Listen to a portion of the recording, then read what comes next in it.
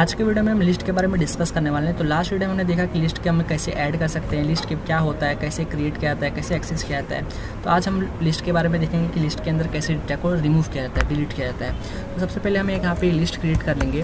जैसे कि हम यहाँ पे क्रिएट करते हैं 10, 11, 12 और 13। हमने यहाँ पे है ये कुछ अभी एक लिस्ट क्रिएट किया। अब हम इस लिस्ट को क्लियर यहाँ पे प्रिंट करा देंगे कुछ इस तरीके से। अब देखिए जैसे मैंने किया है तो हमारा जो लिस्ट है वहाँ पे प्रिंट हो चुका है। अब अगर हम चाहते हैं कि अब हमारा जो पहला मेथड है रिमूव करने के लिए वो होता है, उसका नाम है रिमूव मेथड। तो अब जैसे कि अगर मैं चाहता हूँ कि हमारा जो रिमूव है एक सेकेंड,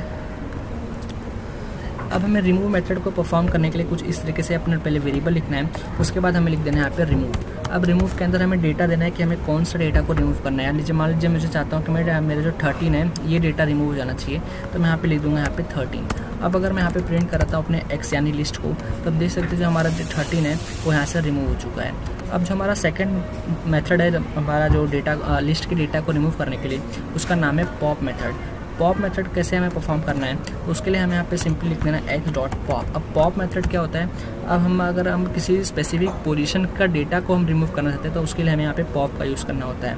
अब जैसे कि यहाँ पे मैंने अगर यहाँ पे मान लीजिए कि इन्हें पॉप को कोई इंडेक्स ही नहीं प्रोवाइड किया है कि मुझे कौन सी इंडेक्स का डेटा को रिमूव करना है, तो जो बेसिकली वो लास्ट इंडेक्स में जो डेटा होता है उसको यहाँ पे रिमूव कर देगा। मैं जैसे यहाँ पे कोड को रन करूँगा तो अब देख सकते 13 है वो यहाँ से रिमूव हो चुका है। लेकिन अगर मैं इसको कोई डेटा इंडेक्स प्रोवाइड कर दूँ कि मेरा फर्स्ट, सेकंड, थर्ड इस इंडेक्स का डेटा जो रिमूव करना है, अगर मान लीजिए मैंने यहाँ कर दिया पॉप 1 यानी कि जो फर्स्ट इंडेक्स यानी कि 11 इंडेक्स का जो डेटा है वो रिमूव हो जाएगा। अब जैसे मैं यहाँ पे कोड को रन कर सकता हूँ तो अब देख सकते हैं जो 11 इंडेक्स है ये और डेटा यहाँ पे रिमूव हो चुका है। तो अब आगे बढ़ते हैं। अब हमारा जो थर्ड मेथड है रिमूव करने के लिए उसका नाम है डेल मेथड। अब डेल मेथड भी सिमिलर है पॉप मेथड के लिए, उसमें भी हम पोजीशन दिए देते हैं। तो हमें यहाँ पे क्या करना है, डेल लिखना है और एक्स के करके यहाँ पे स्क्वायर ब्रैकेट के अंदर उसका पोजीशन देना है कि हम कौन से पोजीशन का डेटा को रिमूव करना चाहते हैं। मान लीजिए मैं यहाँ पे कर देता हूँ मुझे सेकंड पोजीशन के डेटा को रिमूव करना है, उसके बाद मैं यहाँ पे प्रिंट करा देता हूँ एक्स को। अब जैसे मैं यहाँ पे कोड को रन करूँगा तो आप देख सकते हैं जो हमारा सेकंड पोजीशन यानी कि 12 डेटा है वो यहाँ से रिमूव हो चुका है। अब जो हमारा लास्ट मेथड है डेटा लिस्ट के डेटा को रिमूव करने के लिए उसका नाम है क्लियर।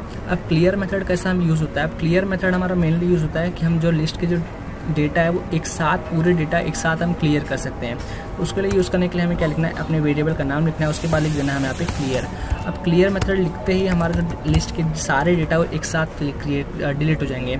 अब ये ध्यान देने वाली बात है कि लिस्ट के सिर्फ डेटा डिलीट होते हैं, लिस्ट डिलीट नहीं होता है। अब जैसे इस कोड को यहाँ पे रन करूँगा तो आप देख सकते हैं जो हमारा लिस्ट के डेटा है वो सारे एक साथ डिलीट हो चुके हैं, लेकिन लिस्ट हमारा अभी भी क्रिएट है। आई होप आपने लिस्ट को कैसे डिलीट किया था उसके बारे में बहुत अच्छे से सीख लिया होगा। तो ऐसे इंटरेस्टिंग वीडियो के लिए चैनल को सब्सक्राइब कीजिए।